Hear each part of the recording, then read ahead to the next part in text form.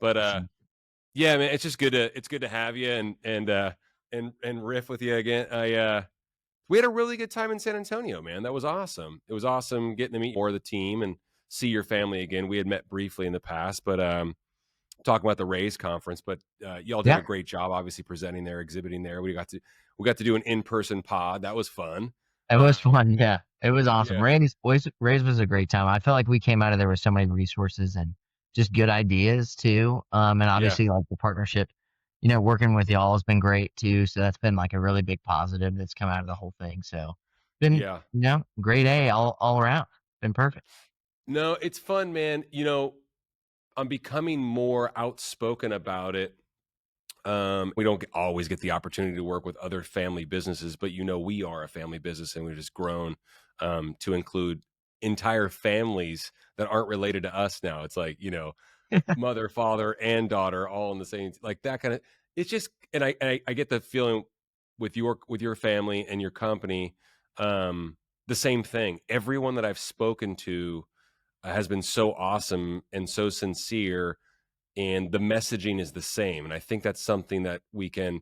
I want to like roll that into how an organization can create that appearance. A nonprofit can create that appearance where it's like, Mhm. hey, when you're working with us, like, we're a tight knit group, we're a team, we're all pulling in the same direction, stuff like that. I mean, talk about the dynamic and what it's meant to you, just being a part of a family business and what y'all have built. Yeah, no, I think the family business aspect is awesome. It's part of the reason why I joined full time was we have this kind of legacy in our family of like my great grandfather when he came here, he had, a family business where he ran like a shoe shine candy shop in Tyler, Texas, and Wow, so and that's then my awesome. grandfather, Lewis's father had his own business like Murad sales selling used equipment from Texas Instruments, and then Claire and Lewis started this company 25 years ago. So it's kind of like an entrepreneurial mindset in our family of, you learn something, then you learn how to do it better and do it for yourself too, which has been awesome. But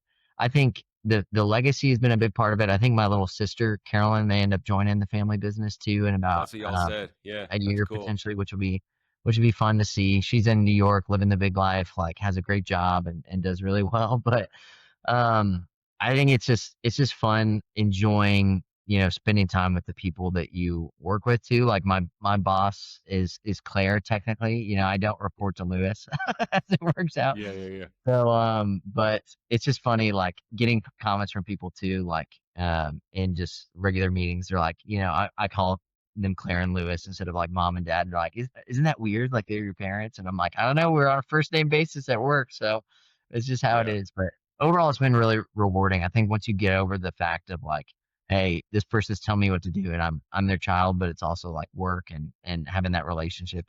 It's been really nice. So So I want you to dive a little deeper in that. Like, how's the work been, man? I mean, you're full time now with Murad Mhm. Auctions, the family business. Y'all do a ton of events, over 500 events last year.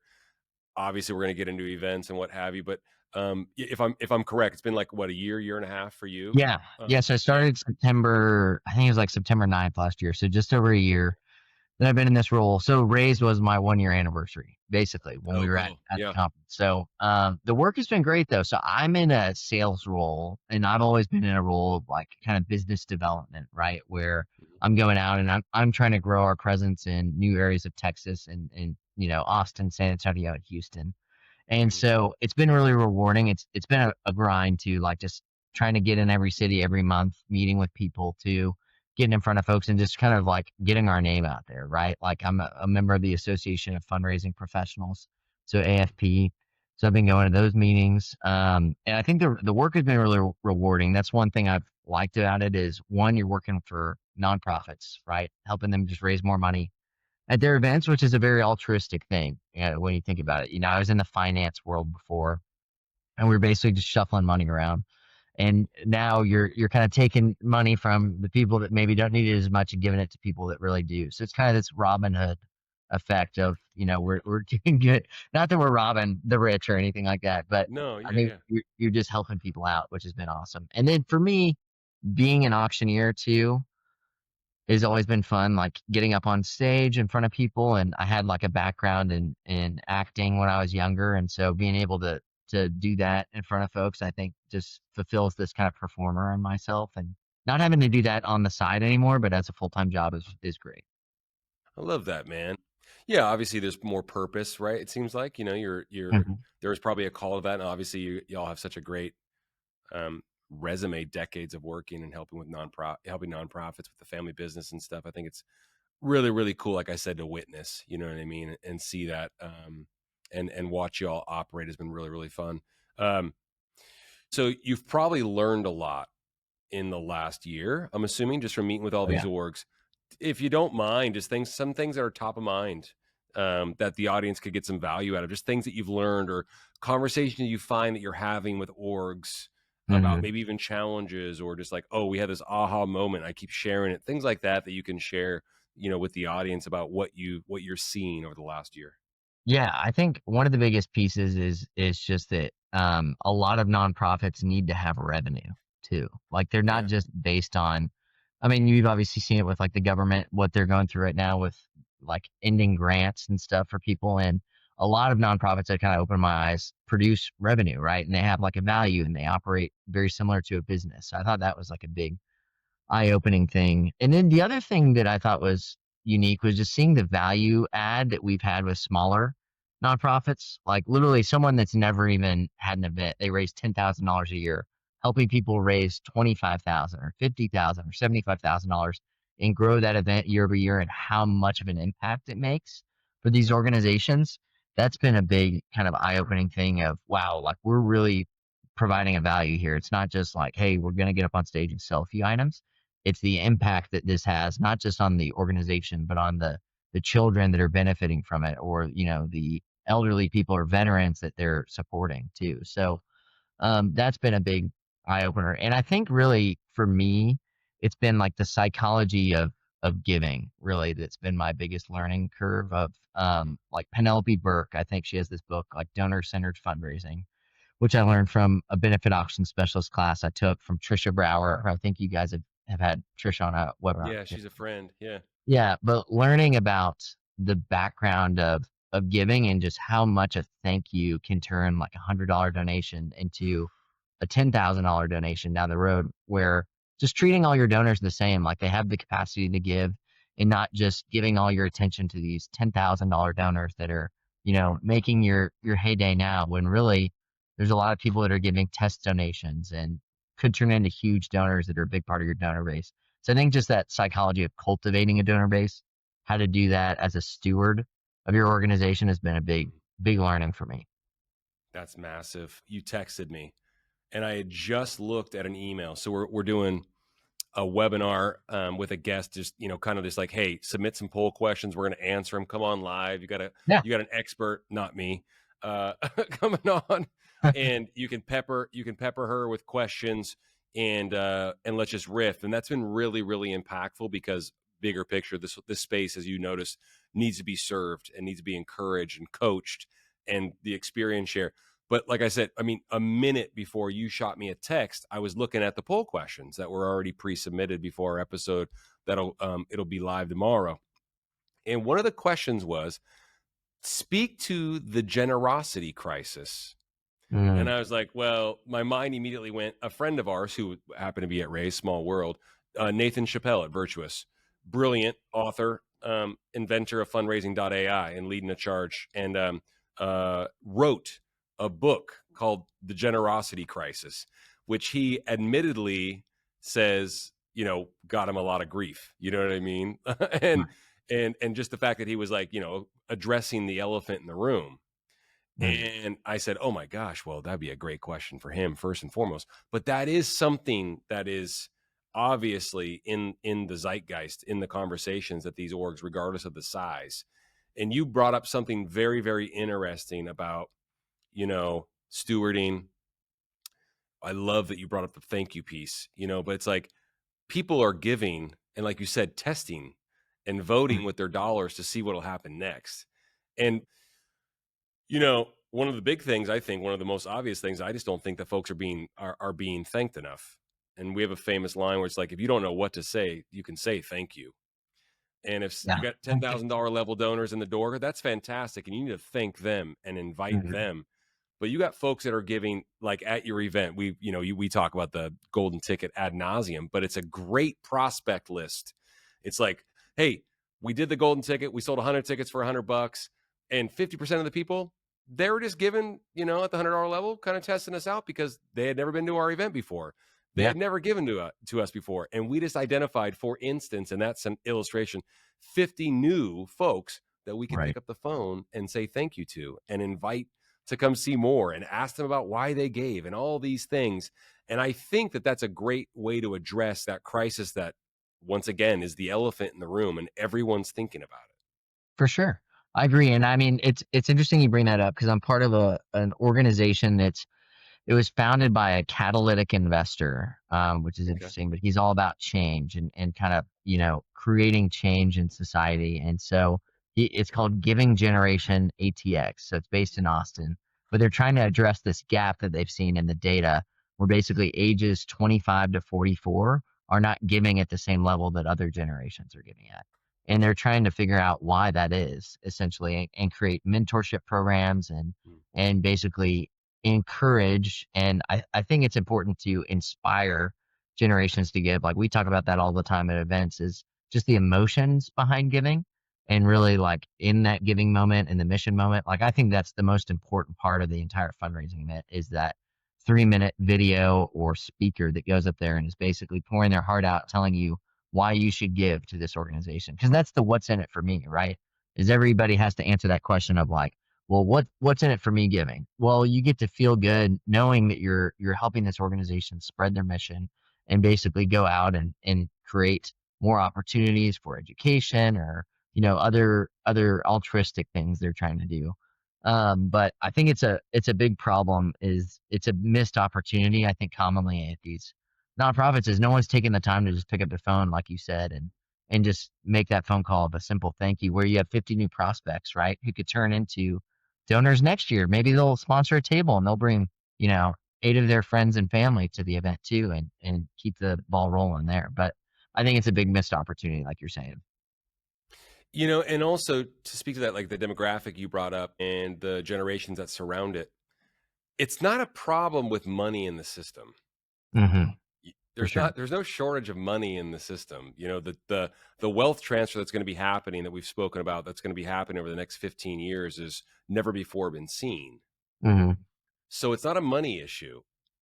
It's a engagement issue. It's a trust issue. It's a story issue. It could be a leader. It's a lot of issues, and it's not a money problem. It's not a people problem. It almost seems like it's a behavior or like a strategy problem. Yeah, and it seems like people need to be conditioned to give, right?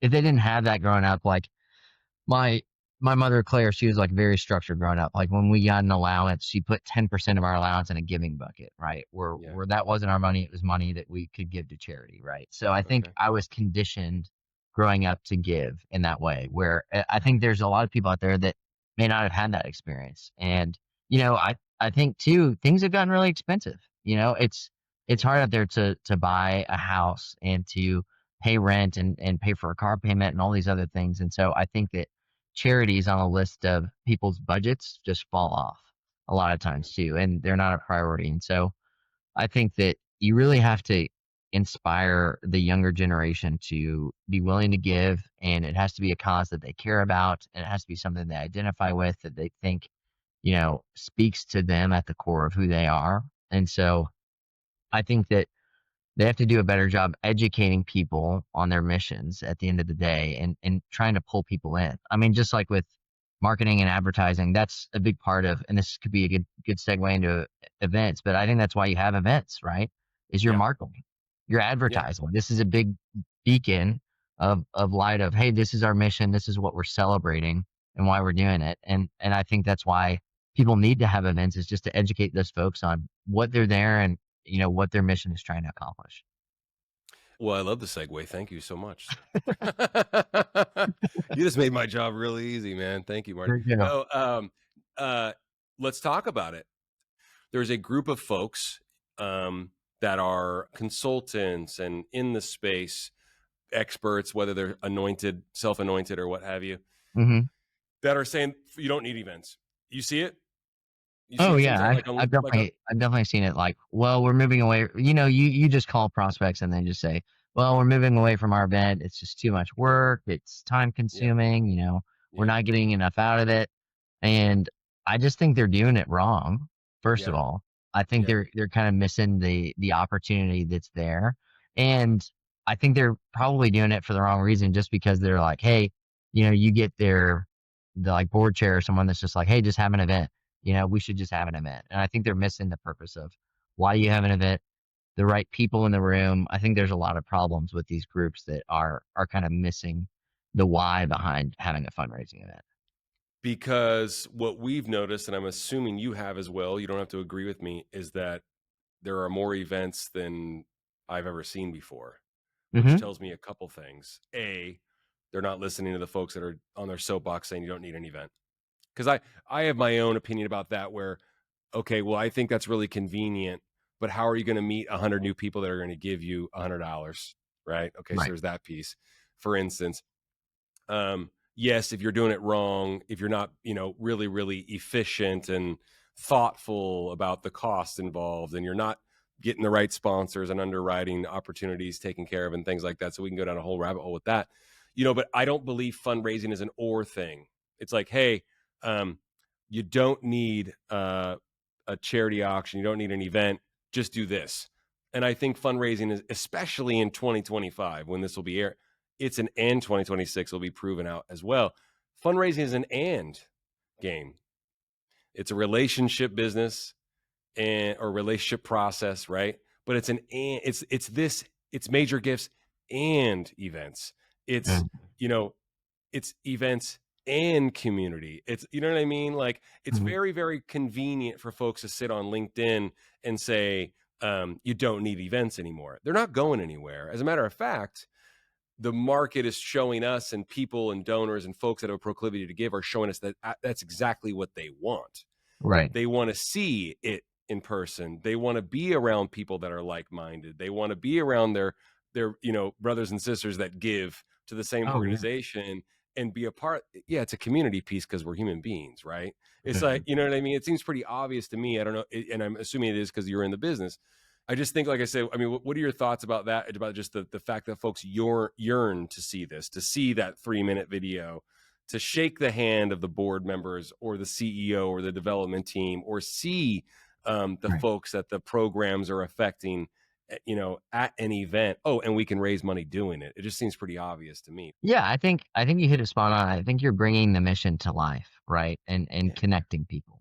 And ultimately, I think that's how innovation happens is kind of at these events where I think it's interesting, and this is kind of a unique um metaphor, I guess, but like reading Steve Jobs' biography, like the whole way that he designed Apple and Apple's headquarters was to be basically this like eight loop where people had to come together, right? And had to meet and had to have conversation because that sparks new ideas.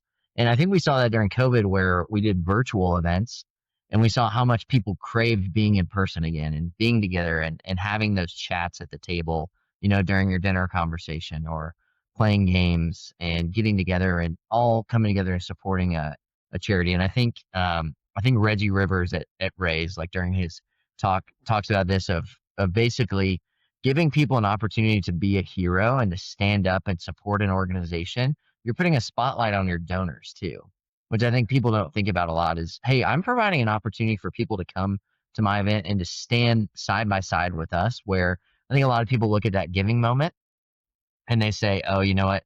This is when people kind of shrink back." But I think Reggie said it so well, where it's really the moment where people can stand arm in arm together and show their support for this organization and really make a stand for we believe in this mission and here's why, and we're going to show some financial support behind it too. So I think people crave that. Massive. Hmm. Yes, yes. It's not as simple as just like standing up like this new, I'm not going to name names or anything like that, but I'm watching this pod recently where it's like, oh, we have this brilliant new idea about how folks will just give Hmm. online and all that stuff.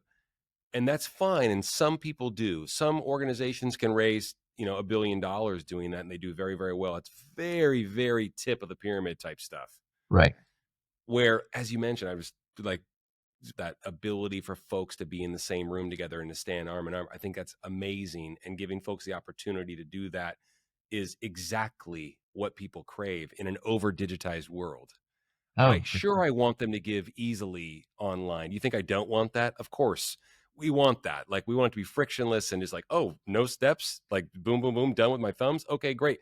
The world is so weighted in that direction that once again, people, especially people with the capacity to give and people that are thinking about giving, are craving the ability to join together in a community setting. As you can tell, I kind of get on a little soapbox about folks, Right. giving the thumbs down to events and whatnot. Well, You know what I that's mean? my question is like, what's the solution to replace events? Like I haven't, I'm more than happy to listen to solutions about it, but I haven't heard of anything that accomplishes the same goal of, spotlighting your mission, raising money, bringing together your community of donors. Like there's not an answer out there that I've heard that's compelling enough to make me think like, oh, I should go find a new job now because I'm worried about the future of events. There's nothing that's been Yeah. that compelling that I've heard. Well, I was gonna say something crass. I was gonna say, oh, it's just major gifts, man. You just gotta, find a bunch of people that'll give you $50,000 checks, and hey, poof, problem solved, Marty. Yeah, it's good. You're out of a job. I'm out of a job. We're good to go. We'll go find something else, man. Yeah. So yeah, there's my cheeky response to that. I was waiting to ask you this question because of your background in finance and what you've seen. How has that helped shape some of these conversations that you do have with organizations about folks? Because I'm assuming you got exposed to some folks with capacity. Hmm. How has that shaped and helped your dossier, and when you're able to talk to folks about getting the right sponsors involved and asking for more and asking for the $25,000 level sponsor for events and different underwriting opportunities and stuff like that? Like, what have you gleaned from your past that you're able to apply to these conversations you're having with orgs now? Yeah, it's been interesting. I think that more and more I'm seeing at events that people are bringing up like donor advised funds Hmm. or giving for tax purposes too. And it's interesting. It goes back to kind of the psychology of giving, where we talk about for live auction, you really don't want to put what the item is worth anywhere, right? Yeah, You don't want we're to put big on not the doing that. Yeah, Yeah, yeah, you definitely don't want to put like the fair market value of it but you want to include that on the receipt that they get at the end of the night because then they can, write that amount off for taxes. But I think it's interesting when you put it in a limelight of, I think people can go wrong with that too. I actually had a recent organization that tried to get people to give cryptocurrency in the paddle raise. And I yeah. don't think they raised nearly as much as they thought they would because I think it was a little too complicated, right? Yeah, there's some steps there from being an early adopter in that. Right. Well, there's some steps. I am fascinated about the DAF conversation. We've had the DAF guru who was also at Ray's, Mitch Stein, who's a brilliant, brilliant individual and Hmm. very, very kind. Talk about that, and we're starting to see that more. At least the conversation is happening where folks are giving at the fund and need or mission moment at the event from their donor advised funds, which I think is really, really cool. So Yeah. massive, massive conversation because of your experience in finance. You're well versed to have that conversation with folks about DAFs Yeah. and And receiving you've those got to funds. simplify it, obviously, from the stage. I mean, you can't get into DAFs and get into donor advised Yeah, giving and, the tax complications of that. But I think that that's what's unique about it is you've got to just be able to make it simple from the stage and make it easy for people. Like we talk about barriers to entry all the time. Is like you hear about paddle raisers where people are like, we don't need bid paddles. We just want to go straight to the phones and have people give on their phones. And it's like, well, if you think about it, if you're having people do paddle raising, all they have to do is raise their hand. That's it. It's a very simple ask.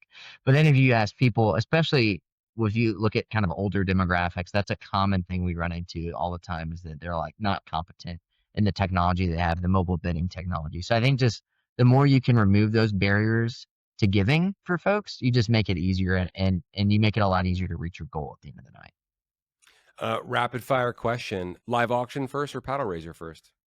I'm always a big proponent of doing the live auction first because I think it's your dinner entertainment ultimately. And I think that when you change the sentiment with that mission moment and move into the paddle raise, I think you're changing the mood of the whole night. And it's kind of your mic drop moment where you want to leave folks with that sentiment as they're walking out of the room.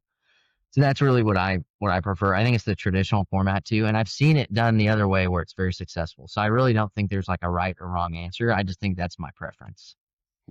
Video or live speaker? What are you seeing more of?